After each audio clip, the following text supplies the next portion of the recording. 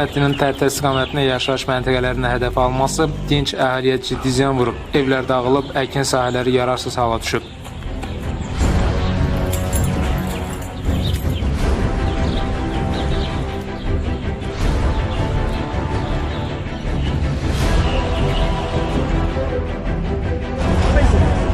Rayon Qaziyan, Əskipara, Seydimli, Yuxarı Qapanlı, Həsənqaya kəndlərinə mərmi düşüb. İri çaplı silahlardan açılan mərmilər kənd sakinlərinə məxsus evləri dağıdıb.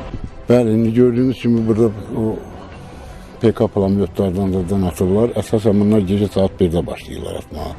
Dünən də elə oldu. Gecə saat 1-də başladılar iri çaplı. Toplardan, artilleriyadan, qıratdan, Qaynaq, Qapanlı, Qaziyan, bir də Qaradağlı, Qapanlı kəndlərini atışa tutdular.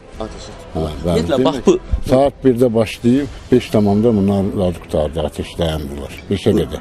İsmail bəyli 35 kilovatlıq elektrik stansiyasından çəkilən elektrik naqillərini mərmi qərbələrinin qırması nəticəsində 11 yaşayış məntəqəsi işıqsız qalıb. Günün ikinci yarısına kimi dağılan elektrik xətləri yenidən bərpa edilib. Evləri dağılan ailələr müvəqqəti olaraq qohumlarının evlərində gecələməli olublar. Dağılmış evlər rayon Fövqəladə Hallar Komissiyası tərəfindən qeydiyyata alınaraq yaxın zamanlarda yenidən dövlət vəsaiti hesabına bərpa ediləcək. Yerli ahali, Ali Baş Komandanımız, möhtərəm prezidentimiz İlham Əliyev cənablarının apardığı xarici və daxili siyasəti bəyənir, dəstəkləyir və bugün xalq bilir ki, qüdrətli milli ordumuz var. Ali Baş Komandanımızın göstərişi ilə torpaqlarımızın hər an azad olunması üçün güclü, qüdrətli ordumuz var.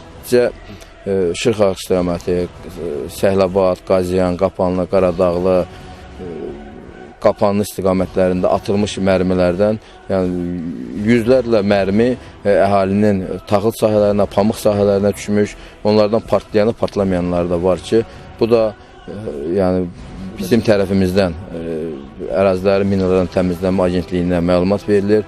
Mütəmadi olaraq onlar həmin əraziləri təmizləyir və əhalinin istifadəsi üçün tam formada təmizlənib verilir. Qeyd edək ki, erməni hərbi birləşmələrinin yaşayış məntəqələrini atışa tutması yaz əkin işlərini də ləngidib. Əkin sahələrinə yüzlərlə mərmi düşüb.